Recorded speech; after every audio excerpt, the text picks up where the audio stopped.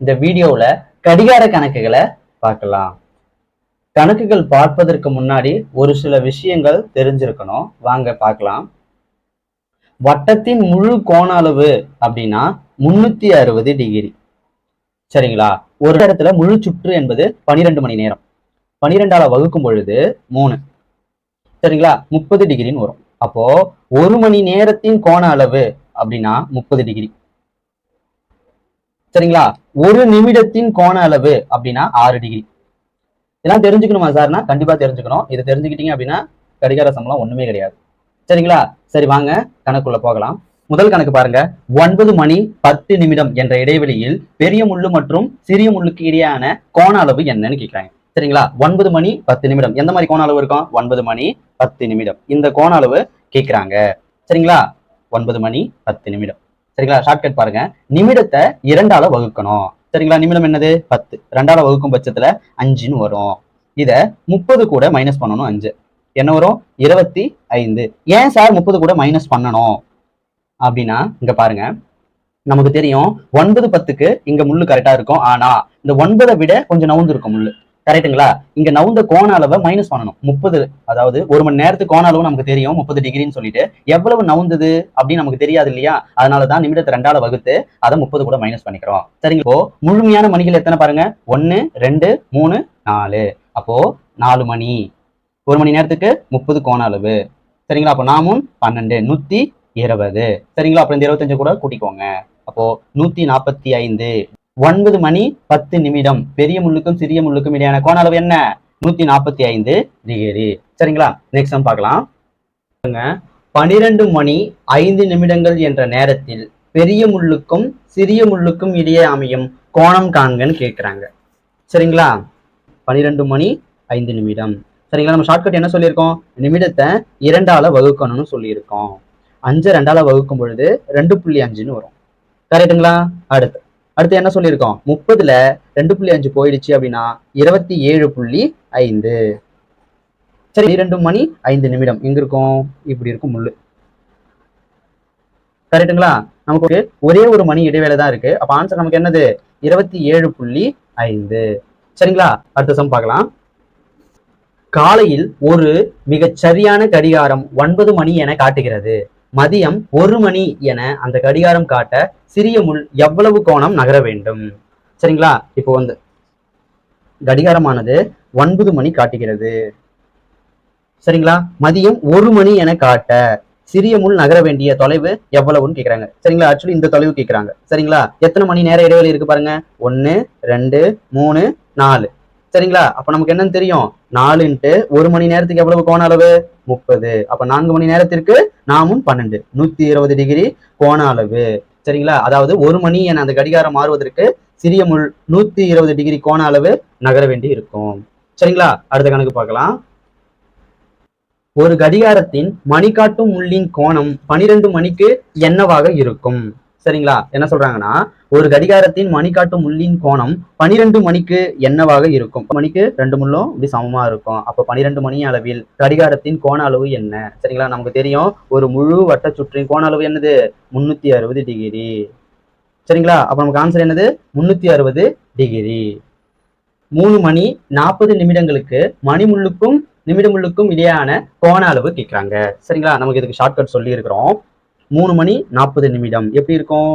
இங்க இருக்கும். சரிங்களா? இந்த கோண அளவு கேட்கிறாங்க. சரி, நம்ம என்ன பண்ணுவோம்? 3 மணி 40 நிமிடத்துல நிமிடத்தை 2ஆல வகுப்போம். 40 2ஆல வகுக்கும் பொழுது 20ன்னு வரும். இது என்ன சொல்லியிருக்கோம்? 30 கூட 20 மைனஸ் பண்ண சொல்லியிருக்கோம். அப்படி மைனஸ் பண்ணும் பட்சத்துல 10 வந்துடும். சரிங்களா? இப்ப எத்தனை முழு மணி நேரங்கள் இருக்கு பாருங்க.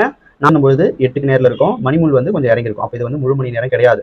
1 2 3 4 4 முழு மணி நேரம். அப்போ 30 4 12 120.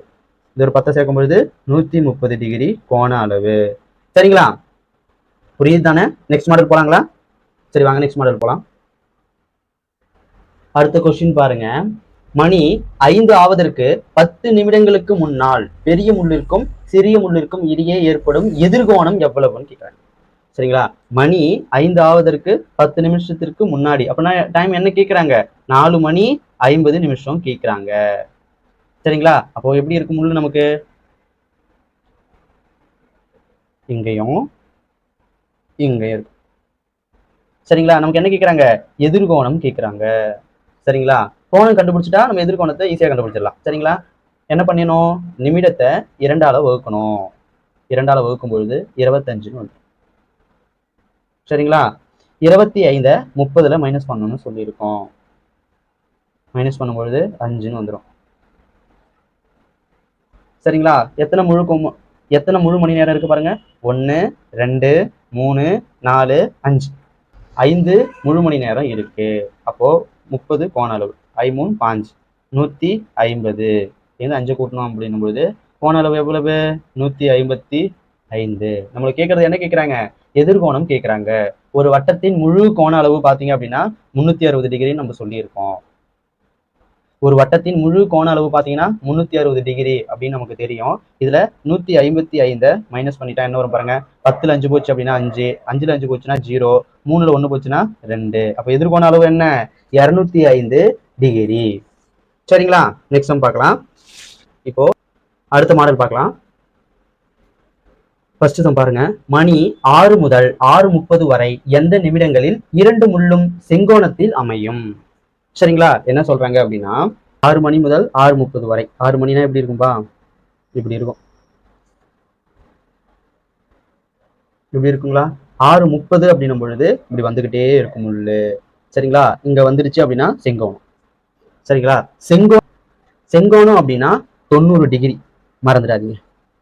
சரிங்களா? இந்த சம்மு ரொம்ப இம்பார்ட்டன்ட். இந்த மாடல் கேட்கறதுக்கான வாய்ப்பு அதிகம் இருக்கு. நல்லா கவனிச்சுக்கோ. ஒரு கடிகாரம் இருக்குப்பா.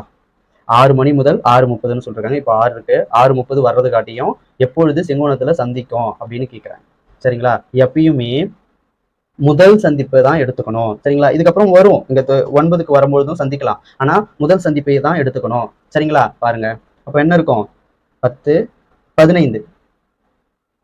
சரிங்களா? அப்போ y = 15ன்னு எடுத்துக்கோங்க. சரியா? இதுக்கான ஃபார்முலா என்ன சார்னா? ஃபார்முலாலாம் ஒன்றும் கிடையாது. 60/55 × yன்னு சொல்லுவாங்க.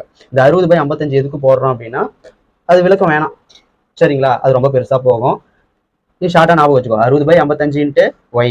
சரிங்களா? 60/55 × 15. 11 5 55, 3 5 அப்ப என்ன வரும்? 3 18.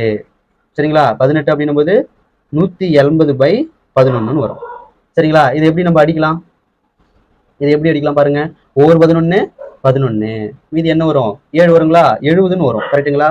6 11 66. மீதி 4 இருக்குங்களா? அப்ப 4/11. அப்ப ஆன்சர் நமக்கு என்னது? அப்ப நமக்கு ஆன்சர் என்னது?